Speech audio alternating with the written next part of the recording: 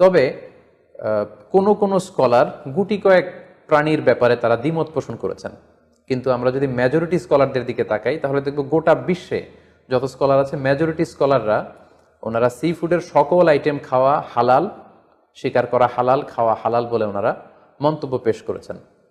যারা এ ব্যাপারে কিছু কিছু প্রাণীর ব্যাপারে ভিন্ন মত পোষণ করেন তাদের কয়েকটি মতামত আমি আপনাদের সামনে তুলে ধরছি। যেমন কোনো স্কলাররা বলেছেন যে সাগরের প্রাণী খাওয়া তখন জায়েজ হবে যদি সেটা সবসময় সাগরে বসবাস করে, অর্থাৎ সেটা জলজ প্রাণী হতে হবে। কিছু সময় জলে থাকে আবার কিছু সময় স্থলে থাকে, এ জাতীয় প্রাণী খাওয়া যাবে না। যেমন ব্যাঙের কথা ওনারা উল্লেখ করেছেন।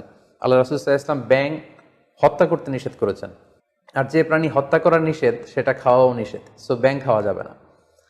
এক্ষেত্রে ওনারা কুমিরের কথা উল্লেখ করেছেন, কারণ কুমির পানিতেও থাকে আবার ডাঙ্গাতেও থাকে, আর কুমির হচ্ছে খুবই ফেরোসাস, খুবই হিংস্র প্রকৃতির প্রাণী।